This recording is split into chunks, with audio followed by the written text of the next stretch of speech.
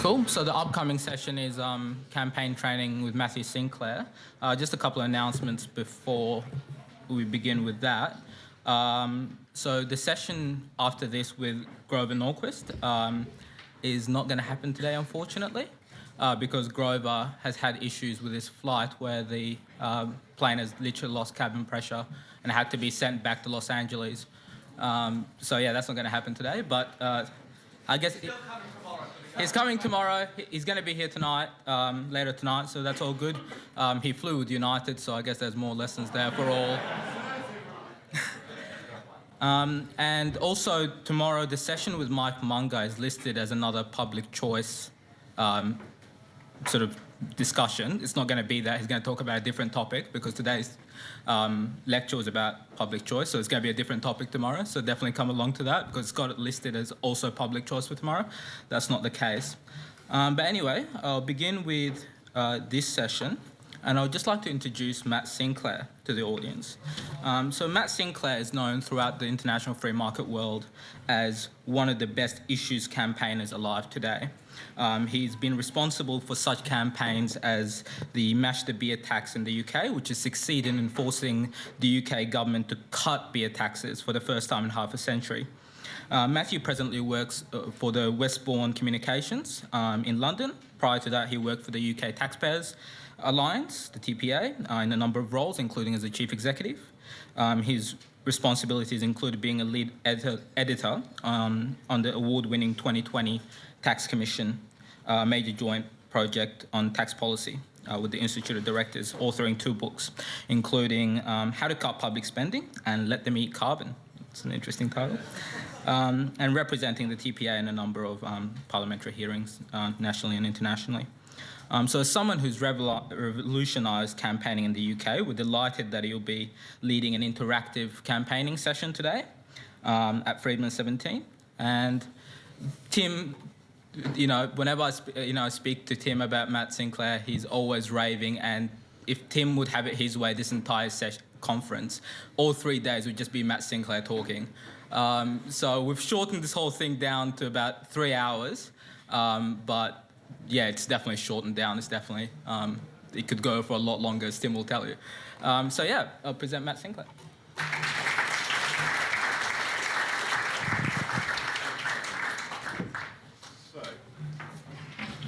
So I'm sorry things are running a bit late. It's not Tim's fault. This is what happens when you do a 24-hour plane journey with a 1-year-old.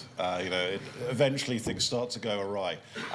What I'm going to talk you through today is some structures of how we campaigned at TPA, some things I've learned elsewhere. But basically, these are ideas for policy campaigns. These are campaigns designed to get policy results. There is lots of other work that some think tanks do.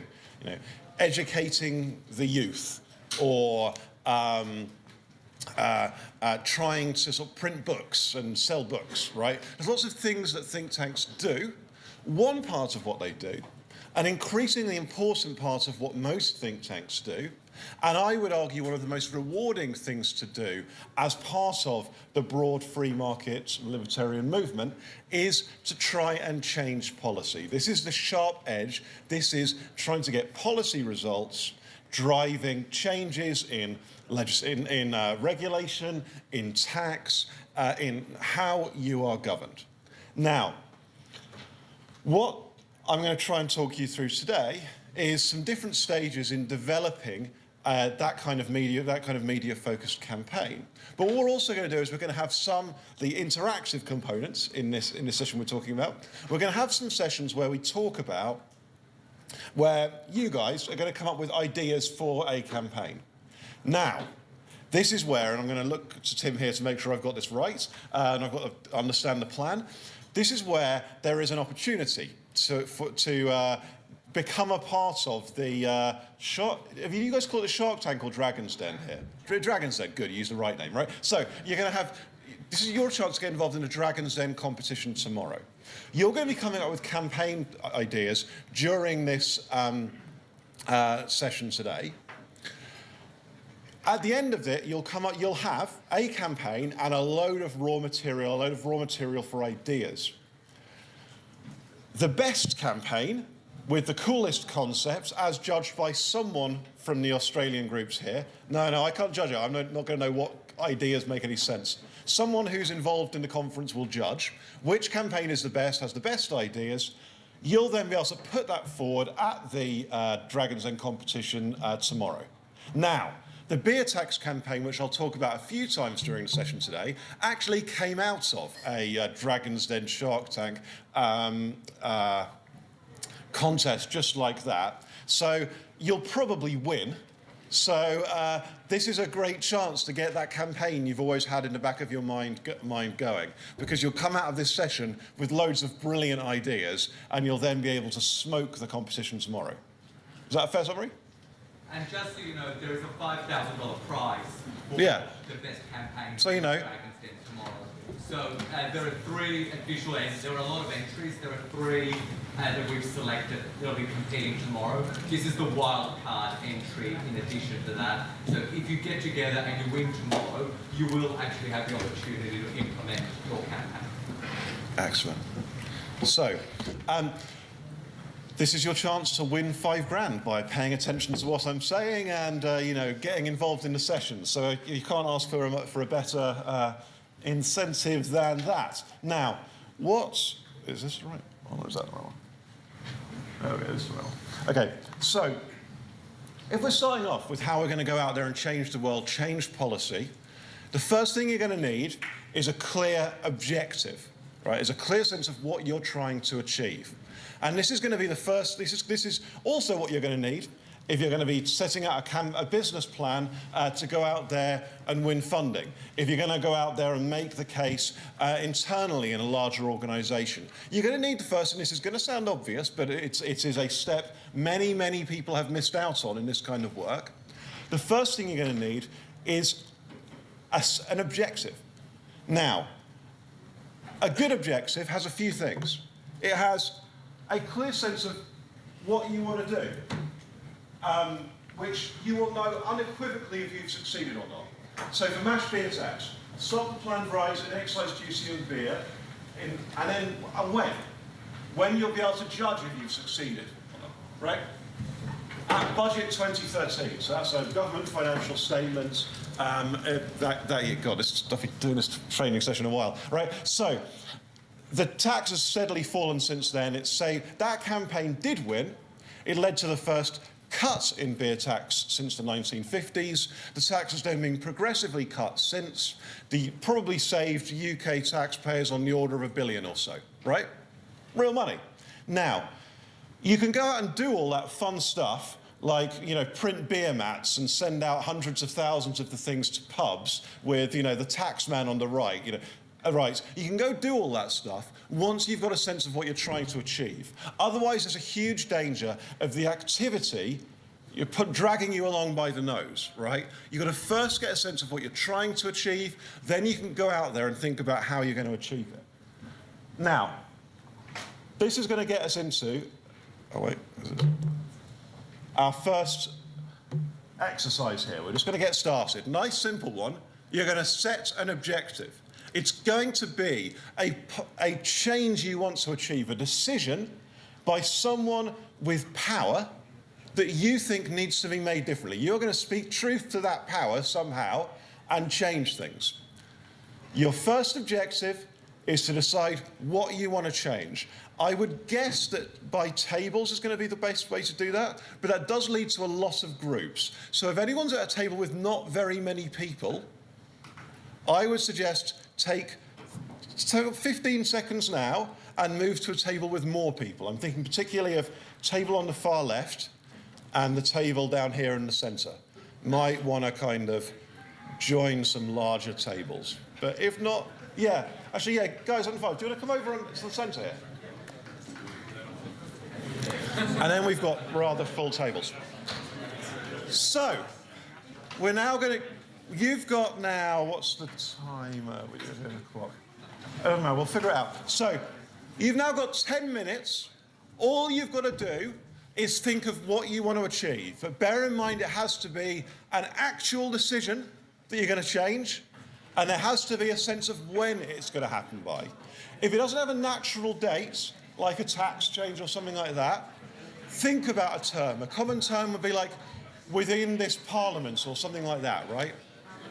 Work it out. 10 minutes, we'll come back, we'll figure out what your objective is. All right, so we're going to draw to a close, and if you haven't settled on an objective, whoever speaks up loudest from your table will probably just win. So don't worry, we're going to, have a kind of survival of the fittest approach at this stage. So we're going to go around your tables, and we're going to work out what your objectives are, and then we're going to get into how you're going to go sell them. So if we start on the right. Our objective is to inform people when they're buying goods and services, especially goods, whether they thought about all of the taxes they were paying on that particular good. Okay. Now, they're knowledgeable about it, they know all of the different taxes that are using. So this is GST, but then everything else that goes into the cost of goods and services. Now, I've done that for the CPA. It's a great idea, but I think it's not yet an objective, right?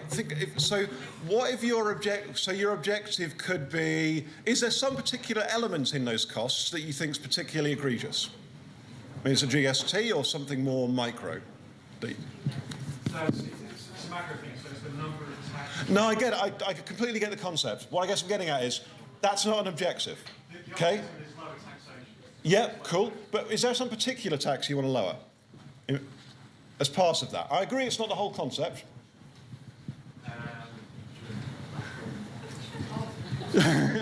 No. Okay. Okay, they're all of them. Okay, we'll keep a general lowering of taxes. Yes. Fine. And when are you going to do this? When are you going to achieve this by? When are we going to achieve it by? Yeah. Well, we're not the government, so we can't achieve it. We're merely informing people. That's a good answer, and we will come on to why that's a good answer later. But okay, we'll leave that one clear for now, guys. I'm sorry. There's a law regarding what's called the parallel importation of books, which essentially. So there's a thing called laws regarding the parallel importation of books, which basically means if an Australian publisher wants to publish a book, you can't then import books from overseas. It's a ban on importation. So it essentially makes textbooks, it's more or less a boon to local publishers. They can charge more and you can't buy cheaper books. So from you want to overseas. scrap that back? So I want to scrap that. So and it's particularly good for like students and textbooks and things like that. And when do you want to achieve that by? Probably like within 2 years. Within 2 years. Great, brilliant. Guys in the centre here.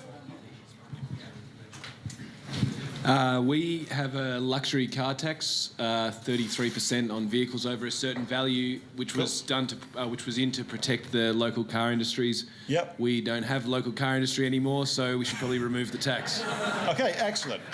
And you're going to do that by what? A budget next year? 2018 budget. 2018 budget. Brilliant. Guys at the back. Oh, are we doing that? Okay, so we're going with altering defamation laws. Cool. Altering defamation laws. Yes. Okay. And I assume you have some specific sense of the alteration. You want to make them much more draconian, right? Yes, I want them very much restricted. Okay. And so people aren't punished through the process and everything, and powerful people aren't. Fair enough. I do actually think Silencing it's people. probably genuinely a technical issue, so I'm going to let that one stand. A kind of we're going to reform defamation law. During this Parliament, perhaps? Yeah, by the next federal election. By the next federal election. Brilliant. Can we shift it over one left? We're going to repeal the plain packaging on cigarettes within the next Parliament, so 1.5 years. Brilliant. Nailed it. Good. So I'm moving relatively quickly because there's a lot more groups than I usually do this with.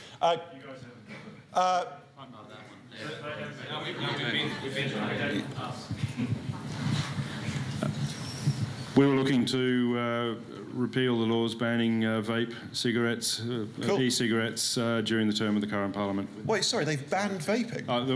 Those with nicotine. Oh, guys, you gotta go. God, Australia's bonkers. Go ahead. Okay, so we want to auction off Medicare to the highest bidder. Yeah, Great within stuff. 3 years. Okay, do you want to pass it back?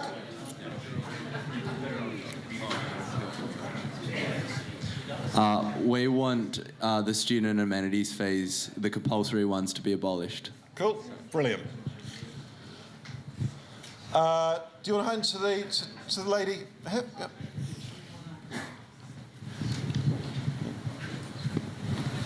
It's on. Repeal the statutory requirement to wear a bicycle helmet and associated statutory penalties for not wearing a bicycle helmet. Cool.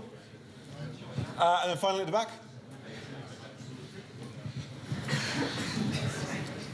We want the government to adopt a policy whereby first homeowners can use their superannuation as an addition to their deposit, and we want that done by the budget after next, seeing Malcolm Turnbull's foolishly ruled it out of this one.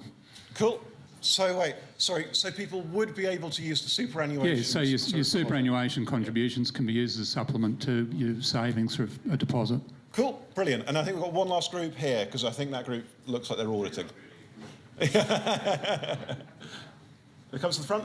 Thanks, Sophie.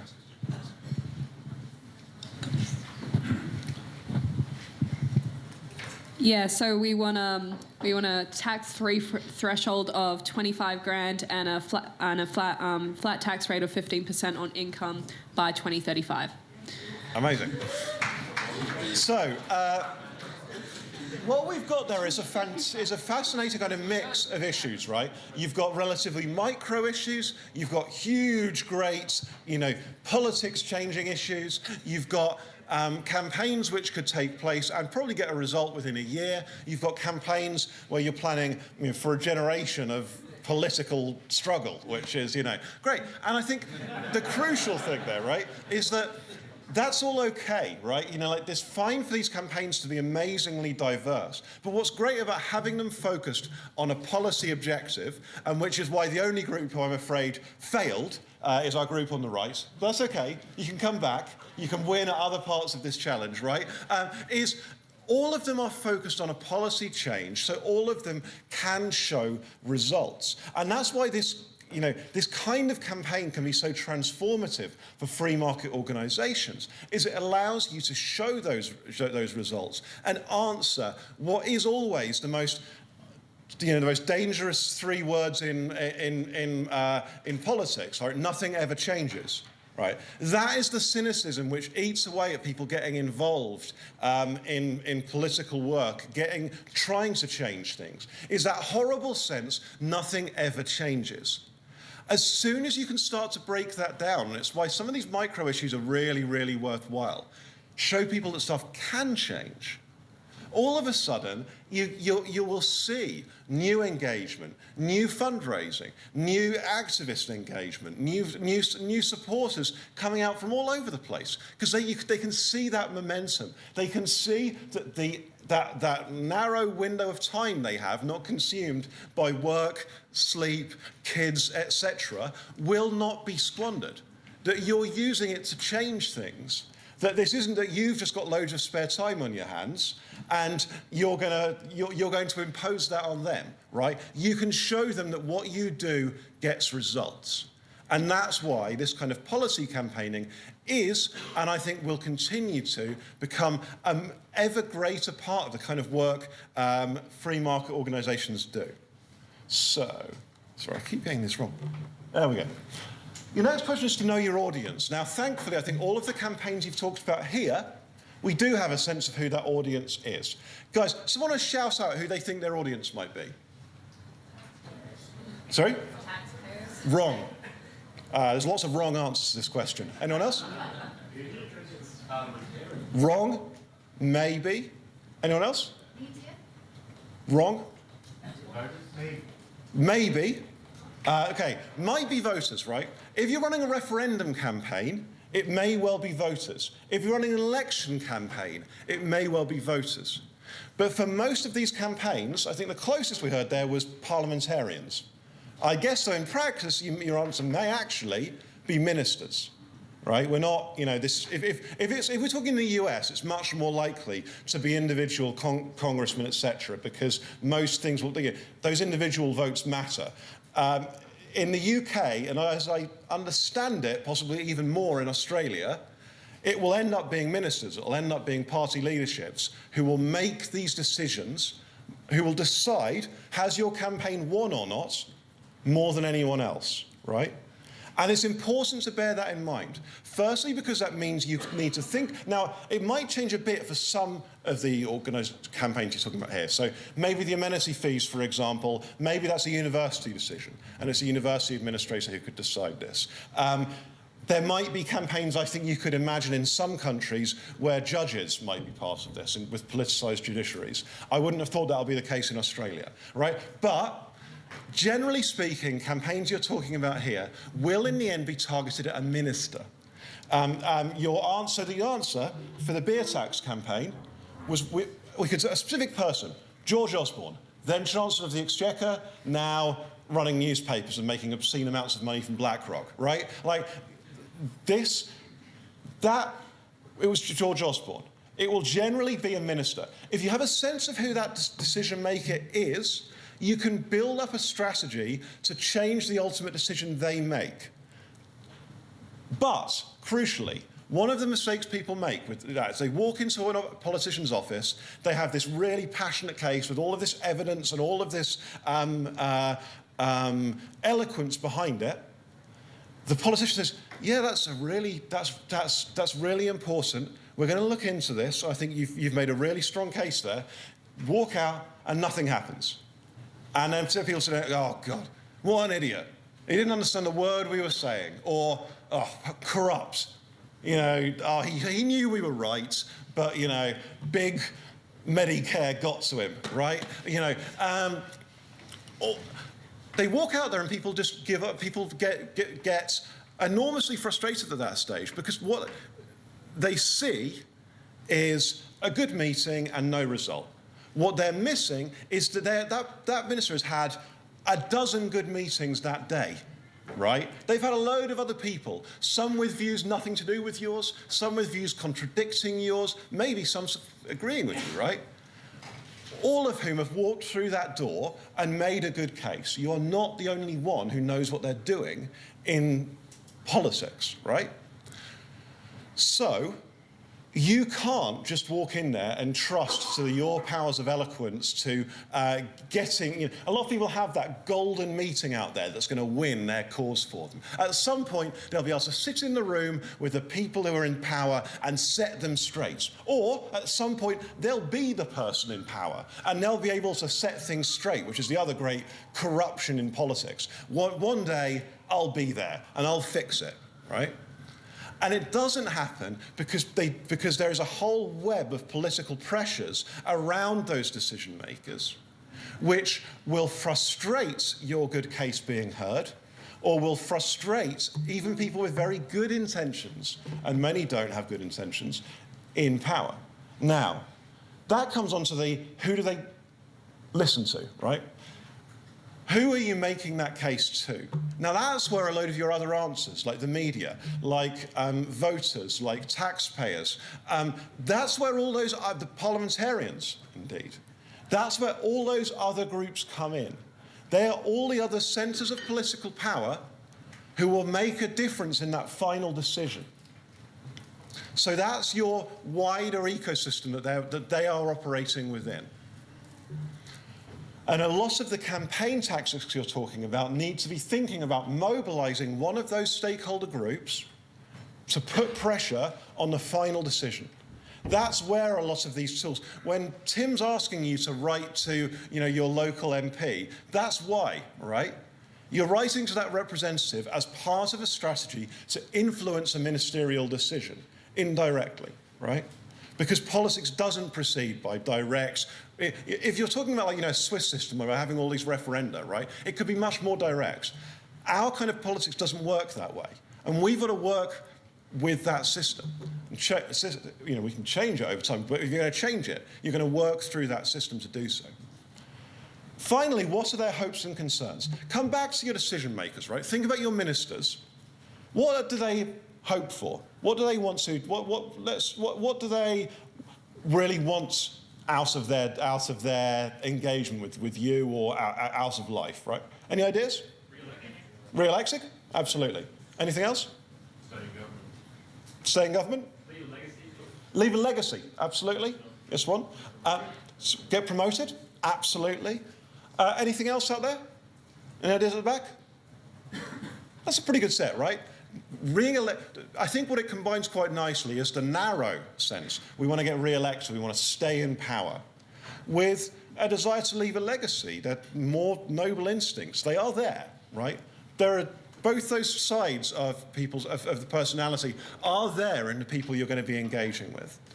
Let's think from the flip side. What are they worried about? What do they fear? Losing money? Sure, yeah.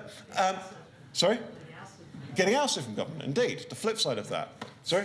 Scandal, or, yeah. Now, scandal matters, not because you're going to be, turning up with pictures of them and a sheep, dog, whatever, particular peccadillo they have, right? But because it can matter. You'll see this with a lot of, that fear of, God, if people realise that we've been letting this go on. You'll see this a lot with campaigns on public spending, that we've been pissing people's money away like this, right? That's going to be a scandal. It's going to compromise my sense that the sense out there, that legacy, that I was an effective minister, administrator, etc. So you need to think about all of these different, about the motivations of the people you're ultimately engaging with. Think about the ways in which you can put pressure on them, and then think about a campaign strategy that delivers that. That's what your campaign strategy is going to be about, more than anything else. Don't get lost in the mechanics of, we'll do this and then we'll do that, and policy results. Your policy result comes from someone making a decision based on their understanding of how it will affect them and what they care about, right? That has to be the foundation of your strategy. So, with that, in order to be getting those people getting all of those different pressure points on your minister, and in order to reach the minister directly, you're going to be reaching out through a whole range of media. It might be direct meetings, it might be through journalism, through conventional media, it might be through social media, etc., etc. But to do that, you best have something to say, right?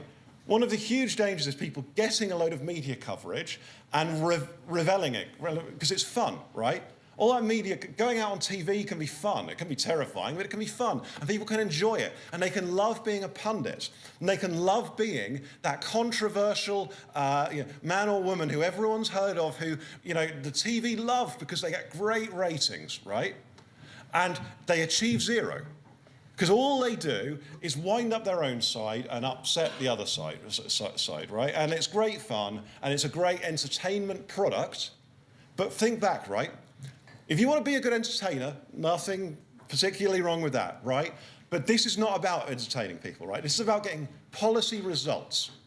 So you aren't just out there to have a fight, right? Have the fun of the fight, right? Is not why you're in. I completely understand that motivation, right? The argument is fun, but that's not why you're here. You're here to get a policy result. That's why your campaign is in action, and that's why you're getting out there. So you need to have your messages right. Now, so we're going to talk quickly about what makes a good message. I think there's three components which I would focus on in a good message. This isn't the gospel by any means, but I just say that there's very few people who would agree that these three components, at least, matter. Your first, easy to understand. So people tend to proxy whether or not something is right with whether or not they get something, right? So you can hear it in the English language. When people talk about whether they find an argument persuasive, they'll often say something like, well, that makes sense, right? And obviously, logically speaking, the fact something makes sense doesn't mean it's right, right? Something could be right and make no sense to some dumbass, right? It doesn't mean that it's correct, but that's how our brains work. Our brains work on, can I see the logic here? Does this make sense to me? And if it does, you'll find it persuasive. And what that means is that your first task, particularly when you're dealing with quite heavyweight issues, if you're dealing with the flat tax, for example, your first task is to make your case supremely easy to understand. And that can be hard. When you're wrestling with some issues, you look at it and you think, well, it's complicated, fine. It's your job to go make it simple for people. If you want to be effective, you've got to make it easy for people to understand. And that's the art, in many ways, of a good campaigner, is making complex topics easy to understand without losing what's important. And that's what Topher's videos are all about. That's why they're so brilliant, right? Is making complex topics easy to understand and relevant, right? Relevant as in relevant to what people give a shit about already, right? If you've got to go out there and convince people, okay, I'm going to go out there and convince you that individual freedom's important. Then I'm going to convince you that scrapping amenity fees at universities is pro-freedom, right? You've got two pretty big leaps to make there in people's minds. If, on the other hand, you go to people with things they are already concerned about, they're already worried about their ability to make ends meet at the end of the month. They're already worried about their the pressures on them and their family, fiscal, time-wise, etc. They're already worried about the petty frustrations that come out of lifestyle regulations that mean the cab they have to get is rubbish. They can't, overpriced, right? They're already worried about these things. And these are all what you lose when these freedoms get taken away. So go out there and speak to people's existing concerns. Speak to, and every one of the campaigns you've talked about there, you can, right? Some of them, I think the campaigns where it can be hardest can be campaigns where only a few people are affected, quite rarely, but very severely. That can be where it's hardest to establish relevance to people's everyday lives. So the defamation law example there. But people you can speak to, the relevant concern people have about the petty cases they hear all the time of injustice, right?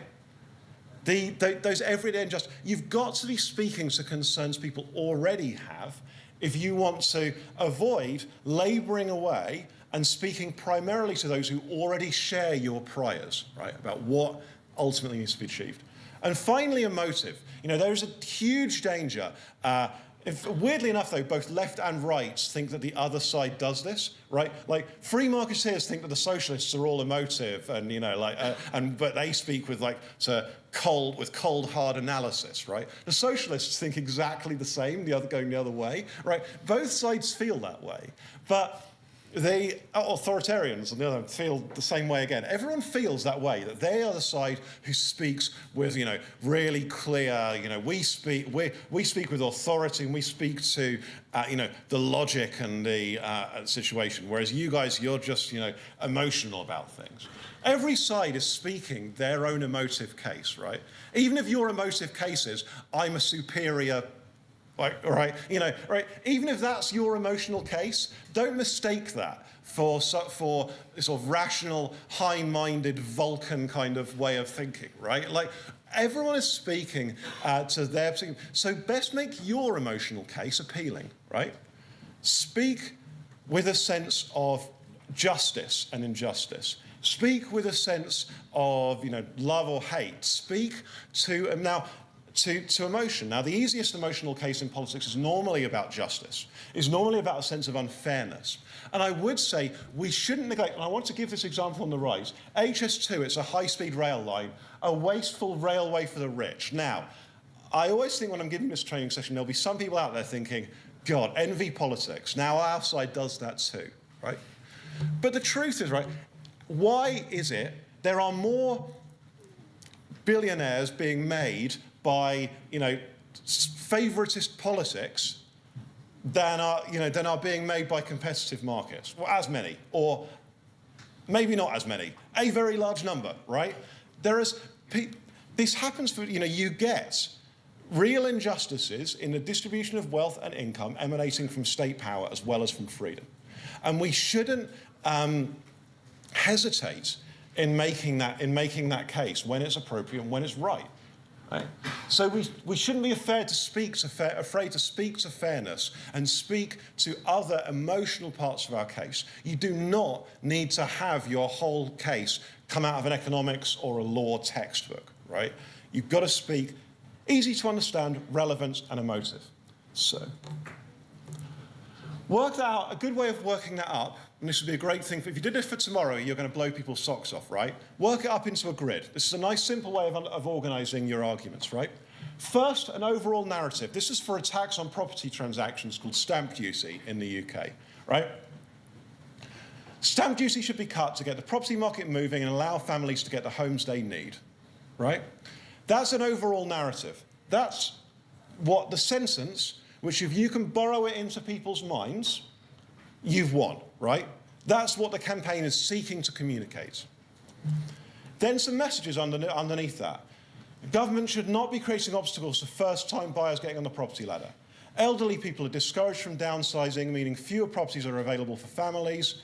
And finally, by reducing the number of transactions, stamp duty undermines its own effectiveness as a source of revenue. So what we're trying to do here is take our overall narrative and break it down a bit into the messages that are going to work in different,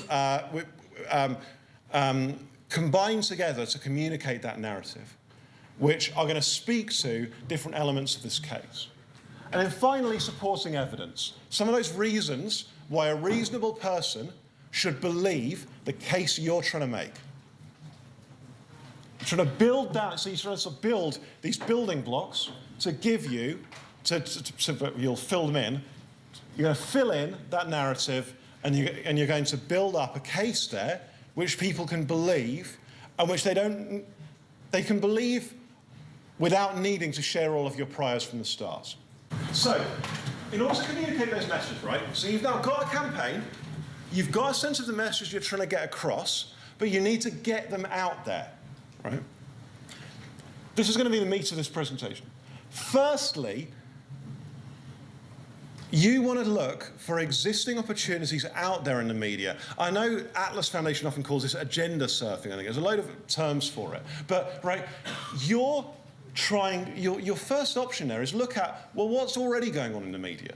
What existing events are there which you might be able to connect your campaign to?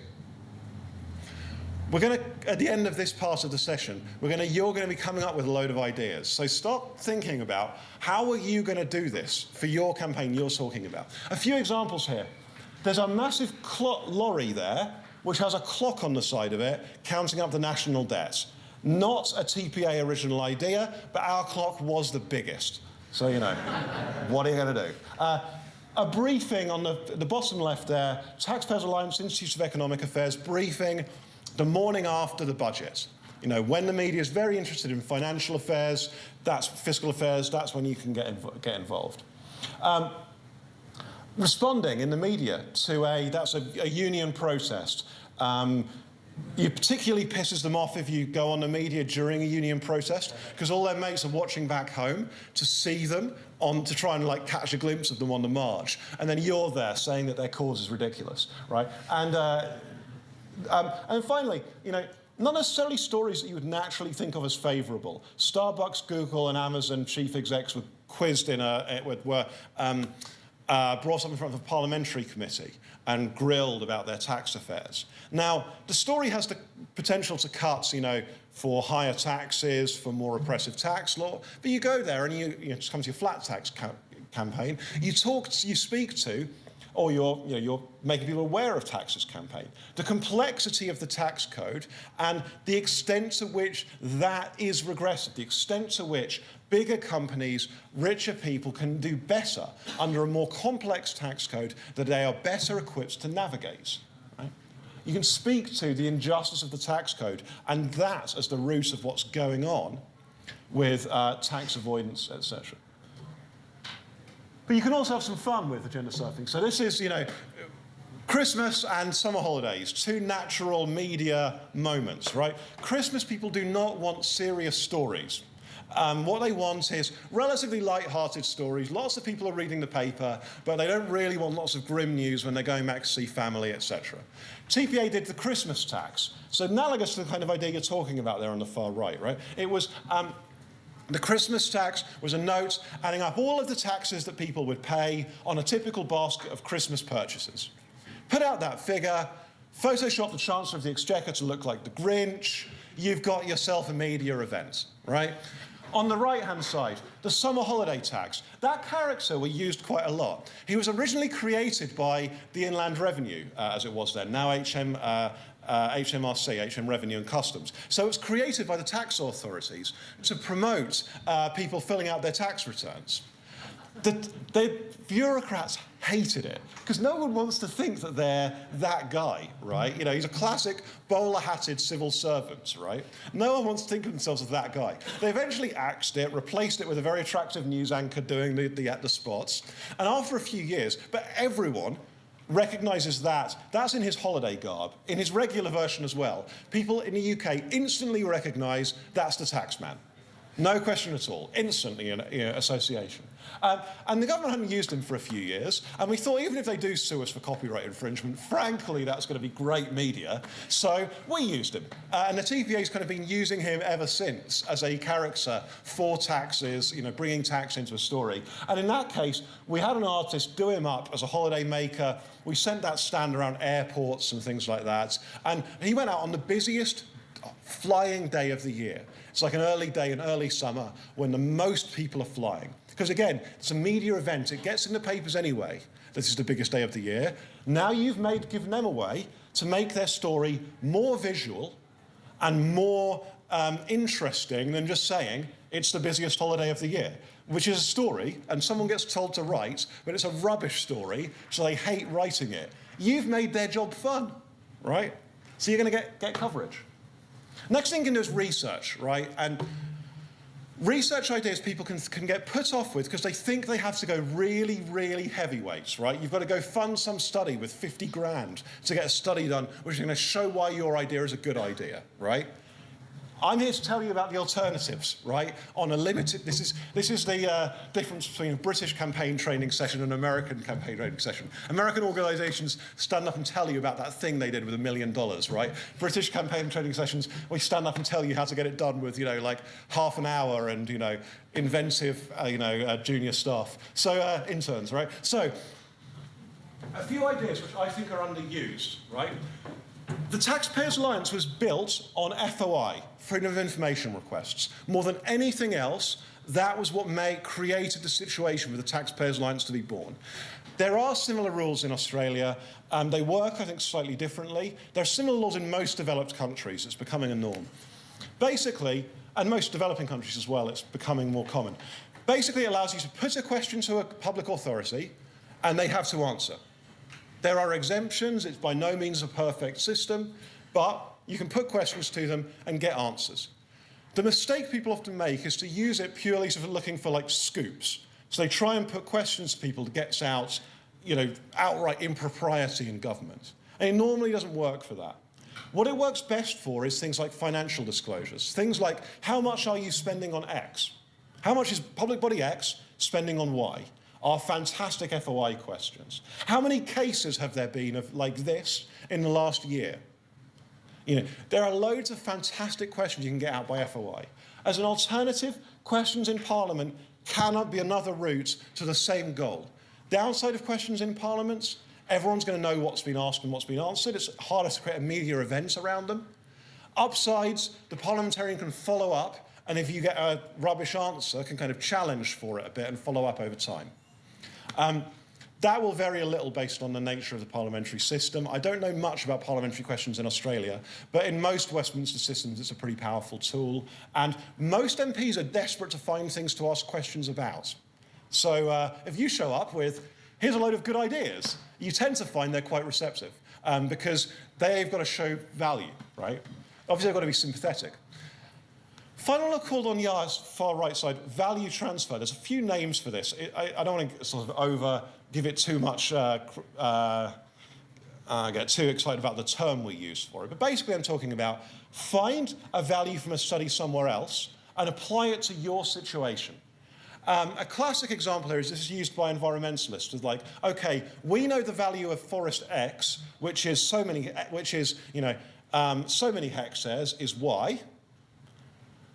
Forests B, which is twice as many hectares, will be twice as valuable, right? You're taking a study from one place, applying it somewhere else with a reasonable multiplier. That kind of study is at the root of most government impact assessments, right? It's taking somewhat more sophisticated example. Academics are pushing out studies on like the elasticity of taxes all the time. But that's horrible for journalists, right? How is a journalist supposed to report an elasticity, right? They can't even spell the word, let alone convince a reader of what it's supposed to mean, right? So what you can do, though, is play it out. So you can say, okay, what does an elasticity tell us? It tells us how much will certain variable change. Let's say, how much will corporate activity change with a certain change in the corporation tax, or wages is a common one. So we did this at the Taxpayers Alliance.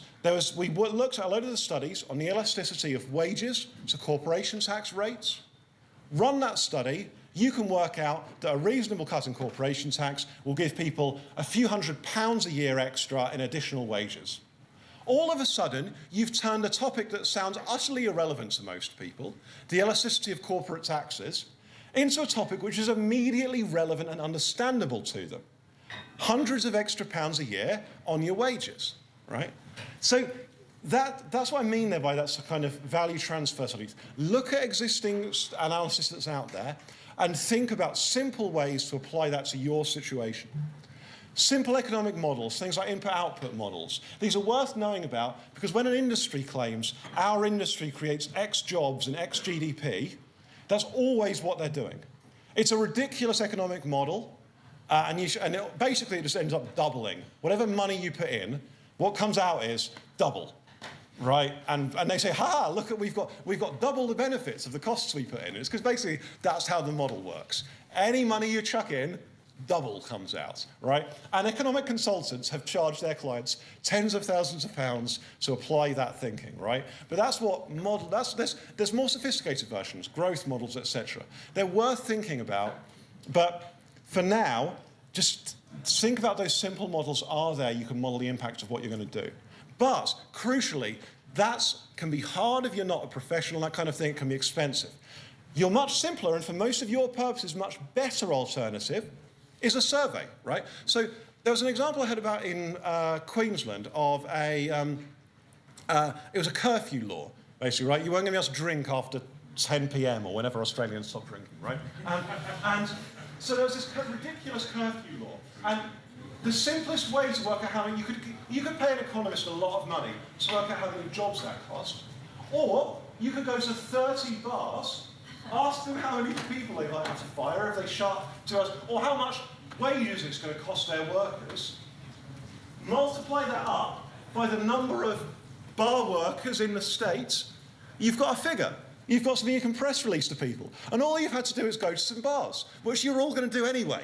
So, right, survey methods, I just think simple surveys. If there's one thing I look back on my time at Taxpayers Alliance and think we did very little of, and we should have been doing all the time, it's simple surveys. You don't need a huge sample size, right?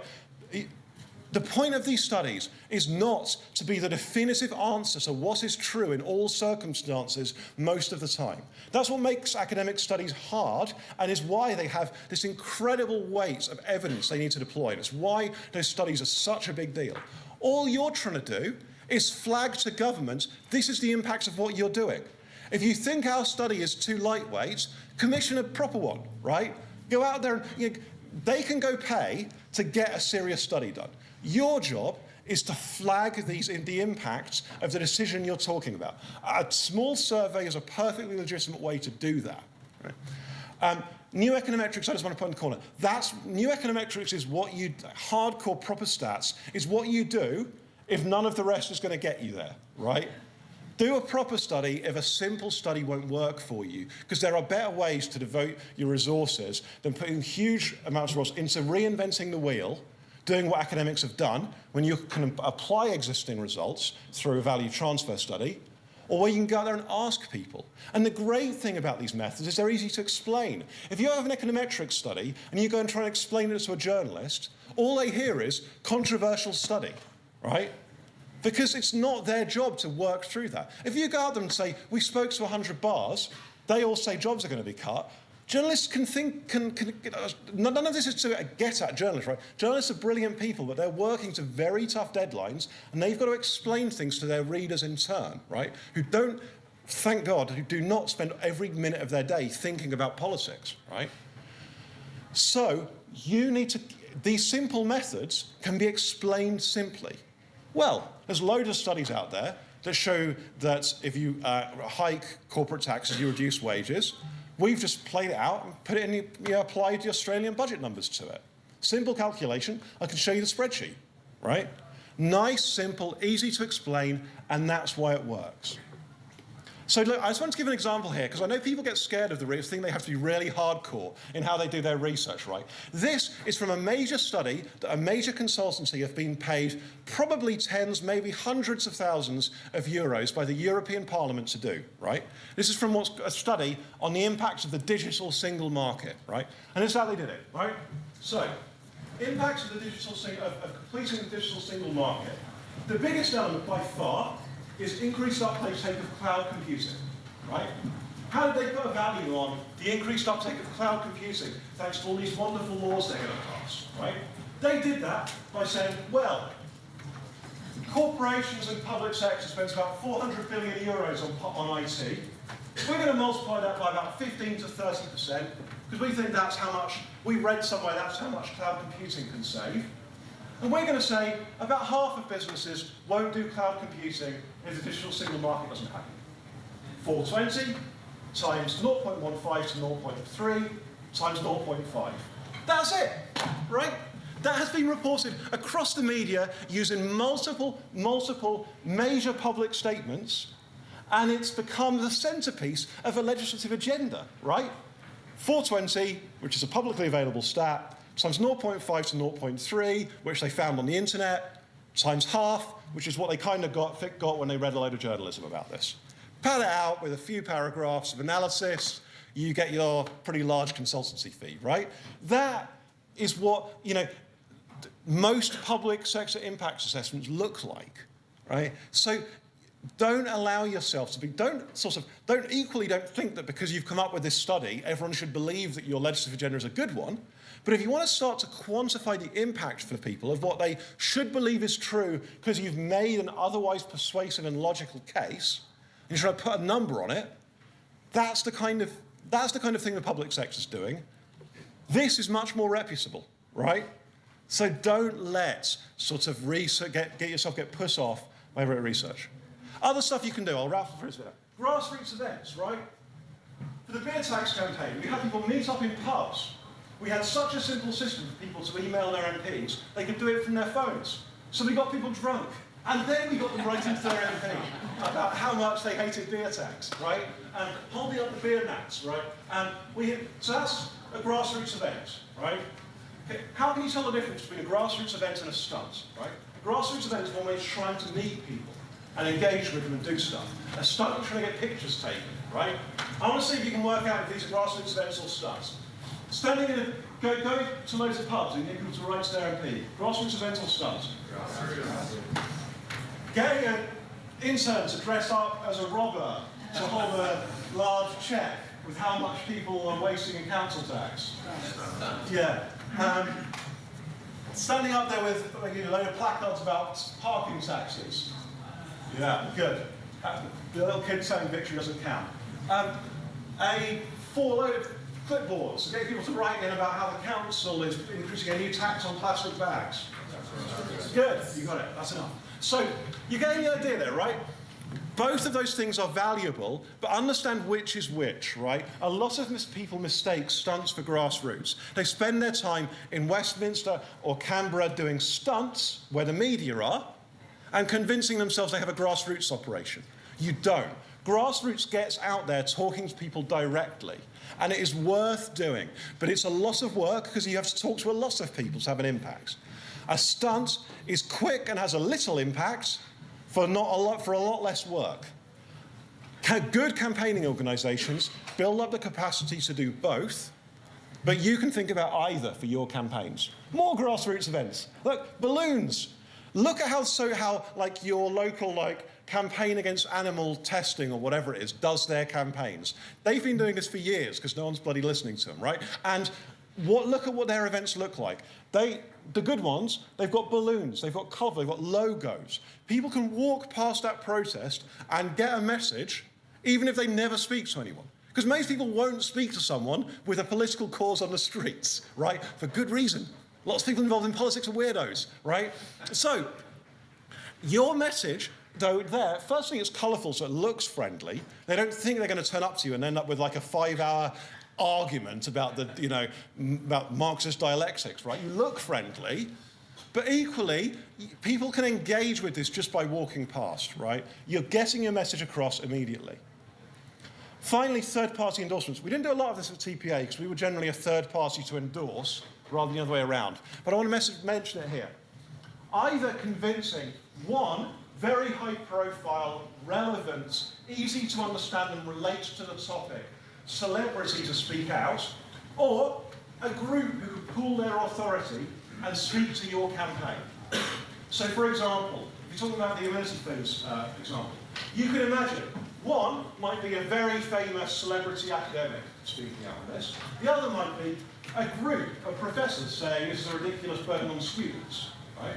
Or a group of student leaders, right?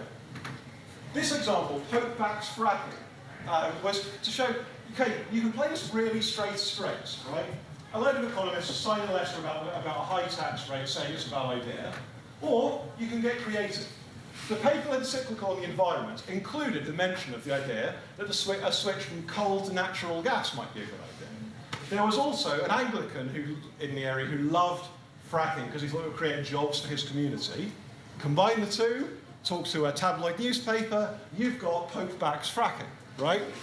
And so you can get creative about this as well as speaking to going for the relatively straight and narrow, a group letter kind of approach. Social media, I think a couple of things just very quickly to mention about social media, because I think that sometimes social media gets a bit overly belaboured at events like this. Social media generally just amplifies good comms, right? You do your job well, social media will amplify it. You have good content, social media will amplify it. But a few tips nonetheless. Video is brilliant for social media. I can show you this video later, but basically, it's explaining tax, it's funny, it's cute, he pieces together a horse, and he goes, horsey, elephant, and it blows its trumpet, and then at the end, you put together like income tax and national and social security. It's like, it's all one tax, and it's very cute. And it's like 20 seconds long, and it's great. Equally, simple quote, that went out shortly after Baroness Thatcher sadly died. Quote, on taxpayers' money, there is no such thing as public money, etc. But crucial thing is, video is brilliant for all social media. Pictures are good for Facebook in particular. A picture with a quote is basically the most powerful, cheap thing you can do on social media to get out there through Facebook, which is by far the most powerful of the social networks. I know it's not the newest or the trendiest, it's the most powerful. Sadly, new and trendy is often not powerful. But, right, Facebook is out there, and the pictures are very good for return. Video is very powerful across all social media. Frankly, intentionally, they just promote it. The social media platforms themselves push video more to their users because they find it drives more user engagement. There are much better qualified people to meet to talk about how to get good video and how to get good pictures, but I would just say those are your two components in good social media. And finally, give people something to do about it. Write to your MP is often good because you start to get an impact immediately.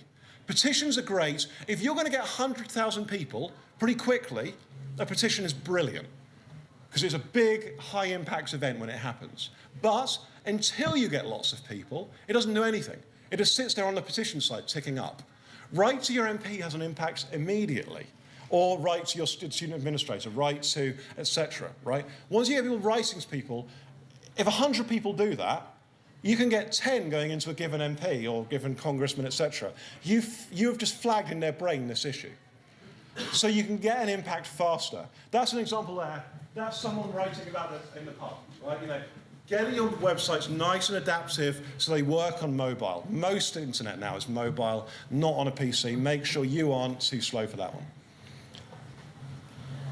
So, now, another exercise. And I'd suggest grab a coffee during this exercise and have a chat with your group. But this is the sensible bit. What we want you to do now, you've all got your campaigns. What I want you to do is come up with as many ideas as you can, right?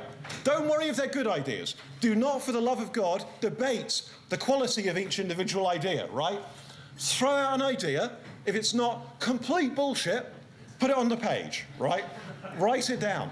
The game here is who can come up with the most ideas for campaign, things you can do in your campaign that will drive your relevant messages across for your campaign.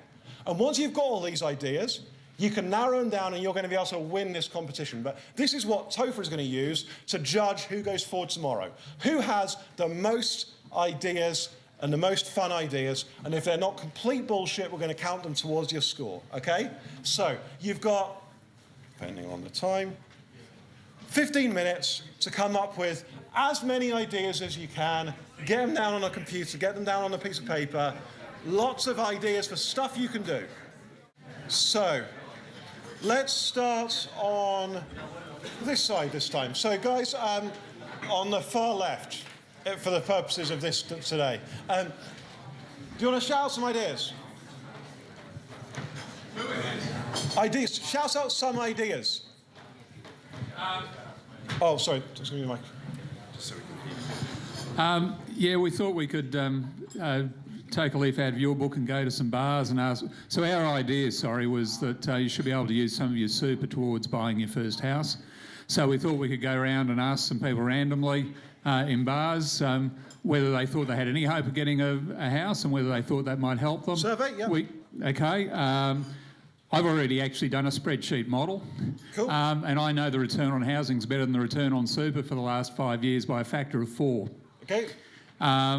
We could also do a survey of the industry to find out what the average super balance is of someone, say, 33, to demonstrate that it's going to make a difference. Yeah.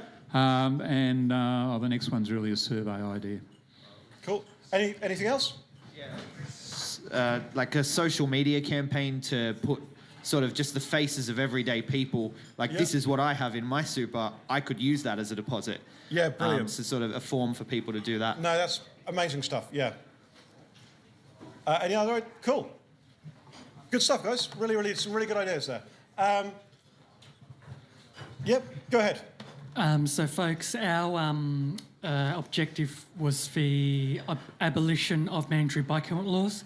So, some of our ideas that we've got down... Sorry, just before you get into your ideas, what we're going to do now, I should have done this from the start, we'll do it from now.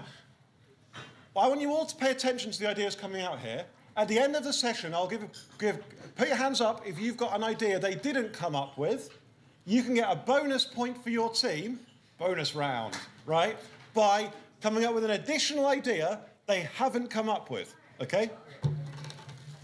Go ahead. So some of the ideas we've come up with, bike ride around the capital without helmets, wearing helmets in non-bike situations, so you could have ridiculous images of people wearing helmets in their cars, runners wearing helmets, just to demonstrate the absurdity. Got it, yep. You could link in obesity, tackling obesity if we got rid of these laws. Yep. Can't have bike sharing with helmets is a big hurdle. So if you want people to ride bikes in bike sharing, you first of all got to repeal the mandatory bike helmet laws. Okay, yep, cool. Just two last ones. Given that we're trying to get legislation in WA changed and it's now a Labor government, that their policy is controlled by the left faction of the party. Yep. So we have to get the trade unions and the uni students on side, and they both like to drink. So we went for your meet up in pubs idea, and also having a concert for the young ones on the campuses. Yep. Because they love a band and they love to drink, and if we can get them on side with the theme, so you're having a then concert. Contact the party and say your constituents are on side with this, we can get legislative change. So there's a great book on campaigning by a guy who was part of the Serbian opposition to Milosevic, who about this, and basically that movement grows out of I think it's like something really like pretty hardcore concerts. It's like it just grows out of concerts in Serbia. So yeah, it's brought down authoritarians before it can bring down bike helmet laws. Great. Okay, so bonus round. Anyone got any ideas? Go ahead. Basically, you put up these posters, getting pictures of the people dressed up as suits, dressed in etc. Yeah. Pretty good looking people, but their hair's all messed up. Pretty bad. Okay. Put a nice caption on there. Helmet hair. It really wasn't mandated. Okay, excellent. Okay, go ahead. Little like bumper sticker things for helmets that people can see on their helmets, you know. Ah, that's a really neat idea. Susan Hay or Ideas that involve things like stickers, like beer mats, which are physical things, are just gold. They're gold because what they do is they get you out there in the world, right? They take your campaign from being a thing that's in the media, on the news, on the internet, and put it into being a part of people's lives. And those stickers will hang around for years. You'll see stickers from some like ancient political campaign hanging around on the metro and things like that, and they'll stay there because it makes your campaign a part of people's lives in a way it just can't be through social media, etc.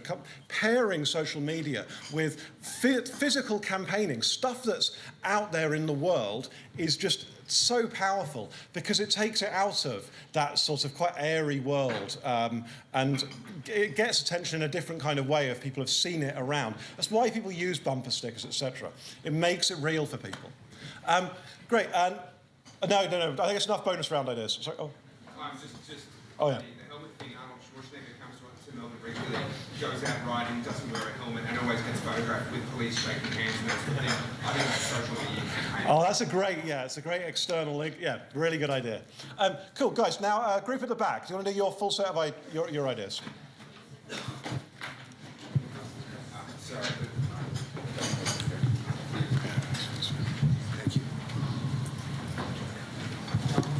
So our idea was abolishing the student amenities. Some of the campaign ideas we came up with was posting on university confession pages because they do gain huge tractions. Quantifying and visualizing the loss to students through how many textbooks they could buy or how many beers they could buy with that. You're going to get two ideas for that one because they're both very different concepts. Yeah, we have endorsements from guild representatives, Brilliant. Endorsements from club leaders, politicians, running out petitions and surveys, endorsements from politicians again, crashing. Sorry. No, you're not going to go with that, right? What's this survey asking people? What's your headline figure, right? What kind of number are you looking for out of that survey?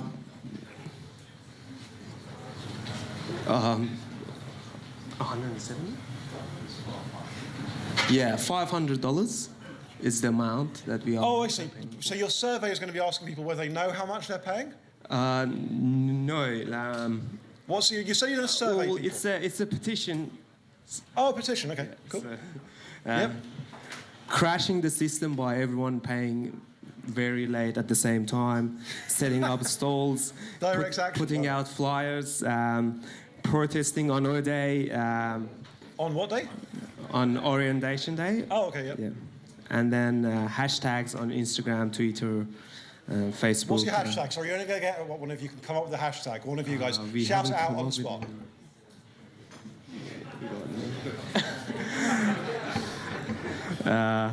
No, we haven't got one yet. Yeah, Axel That's a good one. Axel Staff will do. Someone shouts it out and they didn't wait for the bonus round, so, sucks to be you guys. Right, cool. Good stuff, guys. That's really, really good, really good. Okay, bonus round. Who's got some other ideas? Go ahead.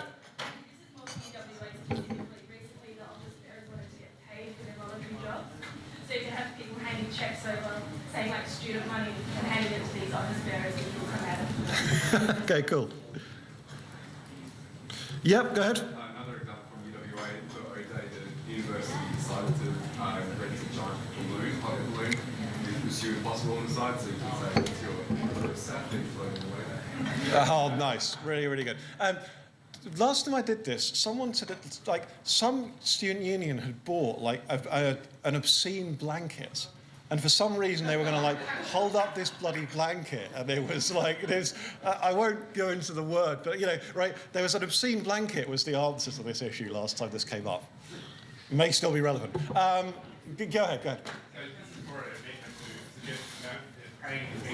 Yeah. Get paid in 5-cent coins. Like, I think that's the ultimate sign of. Oh, show up with change. Yeah, it's a really unpleasant thing to do.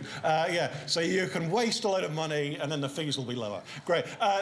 Good. Good stuff, guys. Really, really good. So next, let's come. Well, I need to try and. Should we need to go into some sort of order? Can we go to that group next? You guys are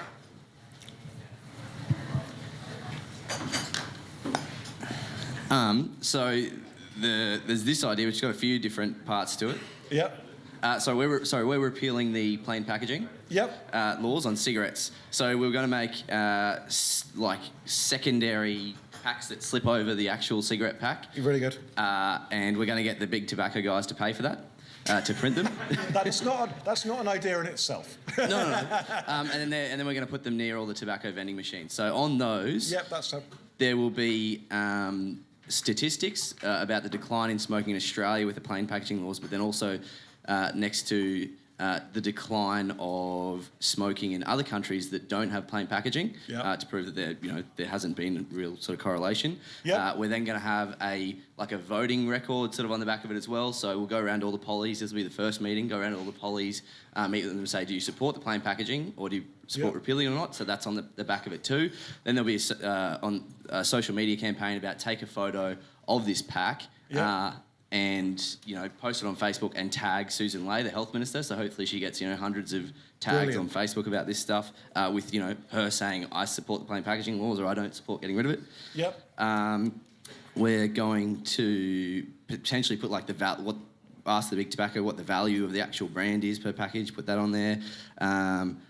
Australia's the lucky country with lucky and bland writing. The Simpsons Facebook video where they're all in sort of bland clothing and they say, tag you are it sort of thing. That'll be one of the things. Anyway, so on the back of that, put some Indigenous artwork on the back to sort of protect us from the lefty campaigners. And we say, why do you hate Indigenous artwork? We're going to have tables. Wait, sorry. Is there any connection to what you're actually campaigning on there? Protecting ourselves from lefties. Sorry, that's getting the bullshit filter applied. There's no connection there whatsoever. We're going to go into the valley at night time doing petition signing at 3 a.m. or 2 a.m. when people are smoking because they're pissed. I was walking the baby at 1 a.m. and there were lots of people smoking then. Yeah, exactly. So then using those email addresses then to send out emails, like an email blast to those people. We're going to have good stuff. Create a fake cigarette, which is little messages on it that we can give to smokers so that when they get bummed for a cigarette at 2 a.m. in the morning in the smokers area, they can give them the fake cigarette. A cigarette. Yeah, here, have this and read this instead. You're going to start fights all over Sydney. Yeah. Excellent. We're then going to sort of take it to the nth degree and start, put plain packaging on alcohol, fast food plain packaging, plain packaging. There's a new organisation called the Consumer Choice Centre that did a whole pop-up store with that kind of thing just recently, actually. Yeah. We're then going to do a stunt, which is plain packaging for the Department of Health. So go to the Department of Health and just put government in gross. A big sticker over their logo. Yeah. Oh, love it. Love it. Yeah. Do a survey of tobacconists and 7-Elevens and ask them about the actual impact on the costs of putting up the.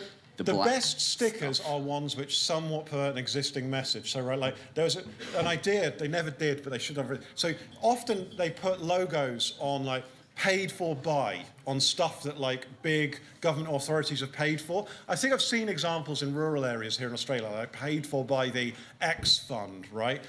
No, actually, you paid for it, right? Just challenge that message where it is a great use for stickers. Any more? Oh yeah, heaps. We're gonna have a launch party with the Candyman, who's the Australian playboy who owns Free Choice, just because that'll be a fun party. And media of course. We're gonna plain package Susan Ley's office as well with the stickers. One that'll stir up a lot of controversy, plain package the crest, the government crest. So it just says government instead of the coat of arms.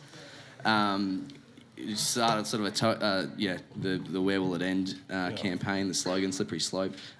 Sporting teams in plain packaging jerseys, because that would be so ridiculous. A social media tile with tourists laughing at us. Info flyers about how much smokers actually pay in taxes and how they pay 13 times whatever they cost. Yep. A picture of a smoker standing on an island by himself. Plain packaging Aussie brand icons, so like Vegemite. That's cool. Ask people to then email into Polly's. Although, bear in mind, they will later go on to propose seriously plain packaging for Vegemite. So, like, just be concerned about whether you're willing to pay that price. And then encourage people to meet with Polly's and get photos with some of those image ideas that we mentioned above. Cool. Great. Bonus round. That's a relative. Anyone got any ideas that didn't get shouted out then? Oh, one here. Someone kind of touched on it, but maybe some sort of plain packaging of politicians during elections. That would be nice. They're the most dangerous thing on the planet. Awesome. Guys, so let's circle back. So I think we've missed this group in the middle is next, right? Sorry, no, back one. I had an extra. No, they've gone. These guys in the middle here? Yeah, so we're going to auction off Medicare. Yeah. So we're going to have two old people fall down the stairs in a TV ad, and it's going to be split down the middle, so you can see both of them at once. And as they injure themselves, a clock's going to start for each screen, and that will count on until we'll fast forward, so it doesn't take too long. But that'll count on until they get healed. I see. So you're going to do a sliding doors like without private Medicare, is your idea? Yeah, that's it. Yeah, so one of them will be private and one of them will be public. Yep. And, yep. Okay, so we're going to have... Sorry to be brief, but there's a lot of you in this So we'll have some guy going into a hospital or some person, and as they're going in, they get held up by this addict. Sorry, you're going to actually hold people up going into the hospital? Oh, no, there might be ethics concerns. Well, yeah, I consider that, but no one else liked that idea. So it's going to be on TV. Sorry, we're making a point about Medicare privatisation here, people. Yeah, exactly. So, the gunshot's going to have to wait. Yeah, the guy's going to hold them up, and he's going to be just a degenerate, and you're going to have to give him money, and that's what Medicare is like. So cool. That'll make people think. And we're going to have a lot of advertising around gyms and sporting areas, because those sort of people look after themselves, and we'll have stuff like, you don't go to McDonald's, why should you pay for, ... Oh, I see, yep. Yeah, and anyone else? Cool, good stuff. Sorry, we actually need to keep moving. So okay, bonus round, just one. We're going to do one per bonus round now, because I need to... Go ahead. Is there some way you can throw in the ABC and SBS to this set? Okay, excellent. Okay, there's a campaign idea, but a very sound contribution. Right, so should we come back right ahead to the our flat tax group?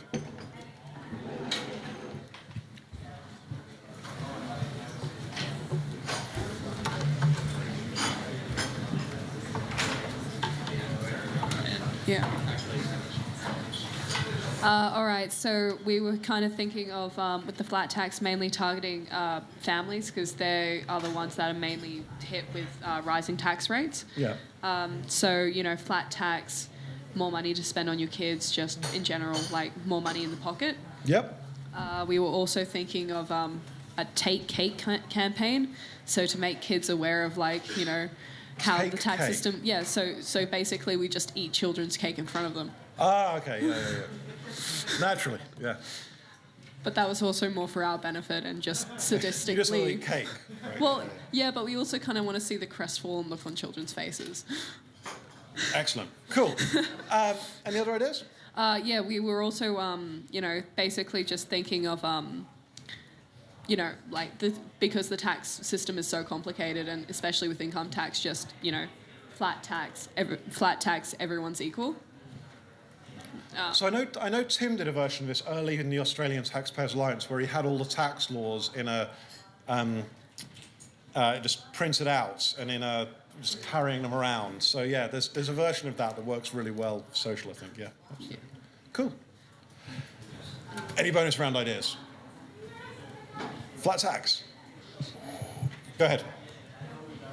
You spoke about the bureaucracy of the tax system just in your last point, so I was just wondering, could you perhaps have an advertisement where you've got a complicated tax stack of tax papers next to a very small lever arch file, if you like, of uncomplicated and deregulated, non-bureaucratic tax, flat tax thing? If you So could have like a... there's a version of that I've seen someone do. I was talking to one of the best paid lawyers on the planet, this British tax QC, who does a load of Russian cases and assorted cases and Hong Kong cases, etc. And he sits there and he starts very theatrically, because QCs are very theatric, starts like piling up British tax guides, and he gets this pile like that high, and then he gets out the Hong Kong book and sits it down next to it, and it's like, and it's such an emphatic visual. Also, because they're different colour, right? You've got these big yellow tax books and this one little blue Australian tax guide, sorry, Hong Kong tax guide, and it's so like it's such a rich visual because you could just, these are actual tax codes in effect. It's not a kind of hypothetical at all. Brilliant stuff, guys. Really good. So, yeah. Tax day comes around, like Oh, like fake submission forms, right? Yeah. Cool. Good stuff, guys. Group in the middle, you haven't gone yet, have you? Go ahead. Our centrists for the day. Yeah. If you can have someone who hasn't spoken yet be your group spokesperson, that's awesome. Okay. We've got a lot of ideas. Most of them are just things that we're going to say. We've got a couple of stunts in here, but we didn't put too many in. The first idea is that we're going to try and create this suspicion that the government doesn't want you to quit. By the way, we're doing legalising vapes. Yep. So we're going to create a suspicion that the government doesn't want you to quit. They're addicted to the tax that they're getting from tobacco. We're also going to say that the current anti-smoking campaigns are depressing. And use a few examples, people dying and all the time and all that. It's depressing. So I think to be fair, what you do need to slightly distinguish is your campaign ideas, how you're going to get your messages across, and your messages, right? It's worth keeping those separate in your mind, because I think what you've been thinking through here, which is brilliant and worth thinking through, and if you were doing this exercise properly, you'd have had a load of time to think about your messages before doing your campaign ideas. Of course, you wouldn't do it in a group of 80 people, so, you know, it would be a bit of, right? But, yeah, I think you're thinking through messages rather than campaign ideas, which is much harder. We've got a couple later, but not as many as the others. Just things like you catch flies with honey, so just the positive, being positive again. It's an alternative to nicotine patches. So you don't have to go outside during winter, and we'll get things like don't be locked out in the cold, stuff like that. Vaping can be done indoors. We'll talk about the smoko, which is an Australian expression, and we'll try and play on that a bit. Revolutionise the smoko, bring back the smoko. What's the smoke? The smoke, yeah, it means a smoke break. It's an Aussie expression. You guys. Yeah. So this one's sort of a graphic thing. Do you want to have a smoke? And then a picture of a cigarette, and then we do, and then a picture of a vape. Is that right? Cool. Yeah, it was. That's another one. Know what's in your cigarette? Question mark. Picture of a cigarette, or. Oh, that's it. The So it's do you know what you are smoking, and then a picture of a cigarette, and then we do, and then a picture of a vape. Yeah, very good. Yeah, so that's like a really good crazy. concept. Yeah. And the other, you can do that with multiple images. So the old Australian one was the anti-smoking campaigns was always twisting out a sponge full of tar. Yeah. You can swap that with a. And nothing comes out. Yeah, cool. Great stuff, guys. Yep. Anything else? Yep. The two images of that. I'll just skipping forward. Okay, yeah. Then we want to go into the whole tar thing. So we can have stunts with people. Tar's like a disgusting, just get pure black. Tar's pretty disgusting. Yeah. Yeah, and the vapes don't have it, but the cigarettes do. So we're going to have people like licking tar and eating tar and interns, like picture someone like licking the road. And like someone's grabbing them by the hair and making them lick the road. Sort of like the So- government forcing you to lick tar because they I won't remember let you doing a session like this before, and Rod Schneider out in Queensland always said, "We'll pay backpackers to do it." Was his like solution to every issue like this. So that's that's something you pay backpackers. Yeah, to yeah, do, yeah, right? yeah, exactly. So we could actually have videos of people licking tar. Lick tar. And then Okay, yeah. a stunt could be a person who's tarred and feathered. So we can actually get a costume and someone can walk around the Awesome. streets tarred and feathered. Cool, good stuff, guys. Anyone else got any ideas? So, no, messages we don't need. Ideas. Go ahead. As someone from the U.S. speaking on Yeah. the anti-tobacco activists have done for years, lay down body bags and toe tags, highlight the consequences Have a die-in. Yeah, our guys, our side never gets to have die-ins. You could do that for Medicaid as well. Yeah. Okay, cool. I don't know if die-ins are effective, but they are an idea, so that's good. Great, cool. Can we go to this group now?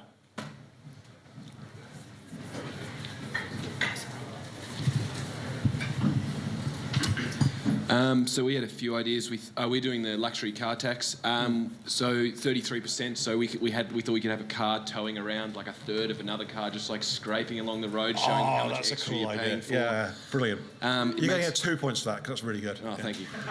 So it also, the environmentally friendly cars that are more expensive, they get the tax as well. So we'd have like another car next to it that's cheaper with like black soot coming out the back compared to like how expensive the other car is. Yep.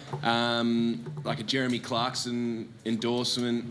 Like it's like a minimum like 20 grand extra. So like what 20 grand worth of fuel is, like 3 years worth of petrol or something, maybe next to your car. Maybe how much the extra money like you could save, like you put in a savings account, how much that makes over the life of your car, something like that. That's all I've got there.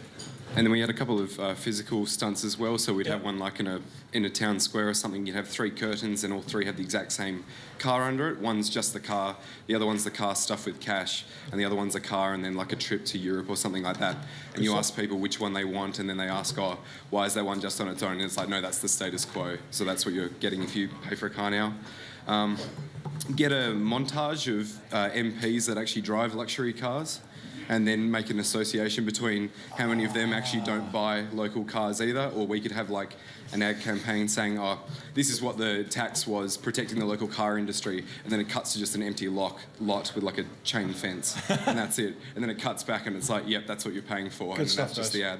the ad. Flyers in car dealerships, or maybe part of the training that dealers also do as well. Putting tags on new car keys as well, so when people get the keys That's to their a really car, nice it's got idea. like a dollar sign on Dave's it. worth mentioning, actually, industry will often, like, everyone always has this idea that industries that are affected by their given issue will sort of financially support all these great campaign ideas they've got. That generally is a very disappointing exercise.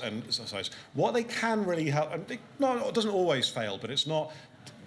Generally, libertarian campaigns aren't funded by corporate money for all the talk of it. But what they often will help with is something like, say, distribution. So the beer mats, there was no money from the beer industry behind the beer tax campaign I talked about earlier. But how do you get printing beer mats is exceptionally cheap. I think they cost like 3p per beer mat or something like that. Getting them in the pubs would have been phenomenally expensive because you need to distribute them to a lot of businesses, because tens of thousands of pubs in the UK, right? But the industry already has supply chains that can do that. The car industry already has supply chains that can get that stuff out there. So piggybacking off that, and you could talk, it doesn't need to be, it could be the dealerships as well as the manufacturers, etc. So that's just a good way to think about creative ways to work with allies, is think of how can they help you with something that's low cost for them and really helpful for your campaign. Yeah. We got also just every time a luxury car is bought, a bureaucrat is paid for. So, or bureaucrat is born. Yep. Also start a hashtag campaign, so something just like my luxury or something like that. So, talking about what people want. And yeah, that's pretty much it. So one idea to think about for that campaign, if you were to do it, which works a lot, is what's a luxury? Because often luxury, I don't know for this particular tax, but often, so this comes up a lot with taxes on like high value properties in the UK, is you can get into really high rates and that you'll still be talking about quite a modest house in some parts of London, which are very expensive, for example, right? So what you do is you challenge, right? Like this isn't a so there's a proposal for a thing called a mansion tax. And so the proposal came, is this a mansion? They did these like BuzzFeed style quizzes. Is this a mansion or is this a mansion?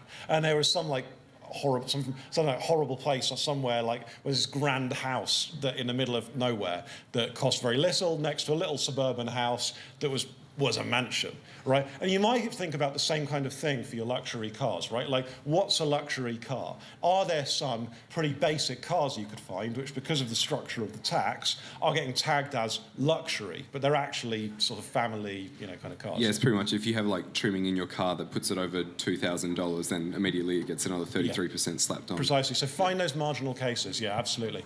Okay, very quickly, but Are they get bumper stickers?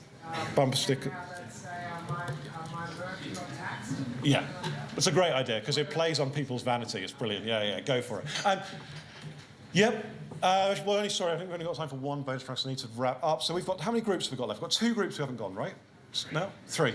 Cool. Okay, so group at the back, let's do next because that's closer to the... Right. So we actually changed what our campaign will be. Originally we were going to do defamation, but now we want WA to secede. So, yeah. Okay. Switch to that. Was this the less realistic campaign you were talking about? No, this when is a I more came round? realistic. Oh, okay, more realistic. So the first thing we'll probably do is try and start up a hashtag that will get trending on Twitter, which will be hashtag secede and succeed. Try and get that going. So you're viral. pro-secession, are you? Yes. Okay. Yes, 100%, yeah. Fair enough.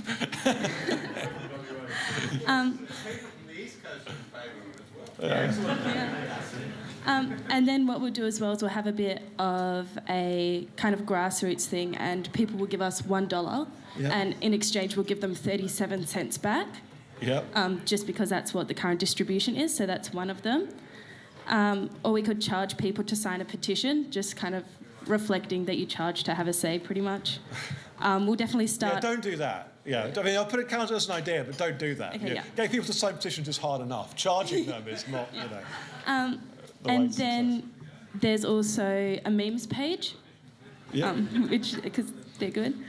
And also, as kind of promotional material, would also have new coins. So they could go on coasters, hats, everything, just to kind of get a little bit of patriotism going. So what, like a WA currency? Yeah. Like a faux currency? Yeah, faux currency, yeah.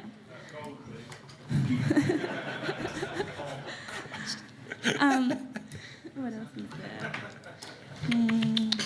We could also do one... currency standards for our new country. Is that yeah, libertarians. We can also do something about giving like a massive check to Malcolm Turnbull, because a lot of people like him in WA, so that'd probably be very effective.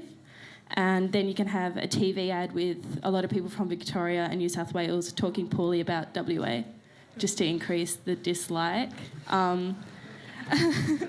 Increase it. Bit of hate. Another thing. Yeah. Emotive, you see? Yeah. It talks about emotive messages. Hate. Let's Hate. all unite It's a strong in word. hate. Strong word. Yeah. Another thing we were thinking of doing is having like major interstate infrastructure projects photoshopped into WA, so ripped out of New South Wales, Victoria, put into WA. Yep. Also, it was suggested that we build a wall, and the wall will be funded by Sydney and Melbourne. Yeah. Make Western Australia great again, right? Yeah. And then there was another one, just more of a photographic promotional thing, which was a WA miner cartoon weighed down by a ball and chain, but the chain's actually the rest of Australia. And he's just struggling to get along. Yeah. And then you've also got, because military will probably be a big issue, so you've got your submarines and no submarines. So WA will be surrounded by submarines and the eastern states will have none. Also around like the federal budget time, which is more about the other stuff, we can have a reporter go in, or like any commentator, and kind of give an update of what the budget would look like without the WA GST contribution. So sort of a fictional budget. Yeah, essentially, yeah. All right, cool. So, we've got a lot. Does anyone else have any succession? What about secessionist heroes of history? Right, you can get Robert E. Lee, and all right. So, any other ideas, guys, for this horrible, horrible campaign? Go ahead. Yeah, you could do all that. Yeah, okay, cool. All right, so that doesn't count as a bonus round idea. So let's go. Your group is now up. So if you want to pass the mic forward to the front. Topher, that one group is not winning, by the way. Yeah, I know. Understood. Okay, so our campaign was we were looking to lift the ban on parallel importation of books. Yep. So we're thinking get bookmarks into libraries across the country. Idea, yeah. And actually like hide them in the books in libraries and things, Nice, so yep. people just get them whether they want them or not. Yep. Make an ad campaign with a cutesy video with a kid buying a book and then he's hit with a tax on it.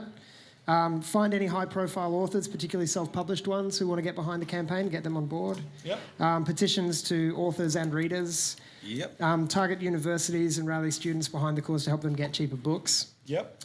We could have a mascot called the Grim Reader, and it's like a caricature of the enemy. That's clever. Yeah. That's this guy. Target the federal minister for trade in his electorate, and specifically do petitions in the libraries of his electorate. Cool. To put pressure on him. Do some economic... So is he your decision maker though, or is it the finance minister? Not sure. Whoever. Find out. Yeah, we'd find out. Yeah. Economic studies and find out how much extra money like citizens are generally being forced to pay by the restriction on free trade. So how much cheaper books would be? Yeah, the average house. Ask publishers. Yeah. I'll tell you. Yeah. Not publishers, maybe. Ask someone.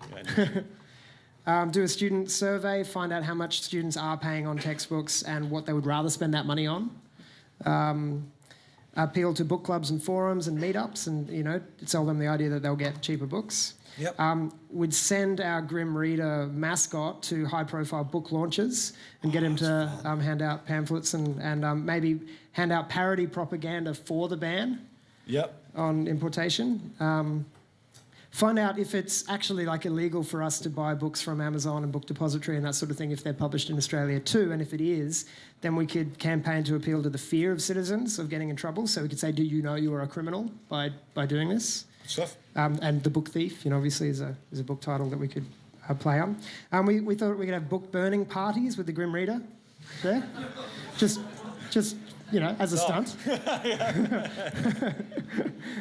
We could highlight the price gouging aspect of the publishing industry because people will, have a loathing of corporate greed, and we could play on that. Yep. And then start some social media hashtag campaigns with like the Grim Reader strikes again, free books, as in free them up.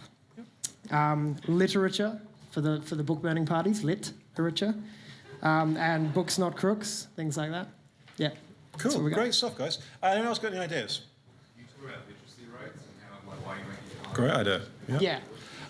I think as well, you could think about what you may well be able to get an estimate on how much it would affect reading, how much it would affect book sales and volume. I also, if you can find the right people, author endorsements would be brilliant for a campaign like this. Like someone like, I want people to read my books, right? Like, finding a way to get authors involved in this, because this as a celebrity element would be so powerful. Yeah, especially when there's more like print on demand now than ever and that sort of thing. So it is a much more international market. Good stuff. Cool. Do you want to send us our last group and then we'll wrap ourselves up? Okay, we've changed our thing as well because we're really progressive over here on the far right. We've changed to concealed carry for off-duty police and military. Sorry, so you're going to allow them to carry their guns when not on duty? Yes, so they can take their guns home at the end of the day and carry them around. So we're going to have T-shirts that the police and military wear saying, I'm off duty, I can't protect you. Yep. Or we protect you overseas but can't at home. Yep. We get the Police Association and the Victims Association involved to do press conferences, how they support this move, and hold all of the press conferences in the Link Cafe in Sydney. We'll publish...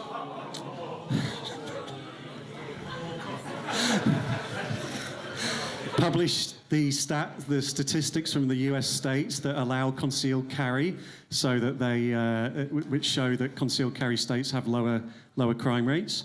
We use YouTube videos of parody videos of an off-duty policeman in a bank, and a bank robber comes in armed, and the policeman goes for his holster and he has no gun.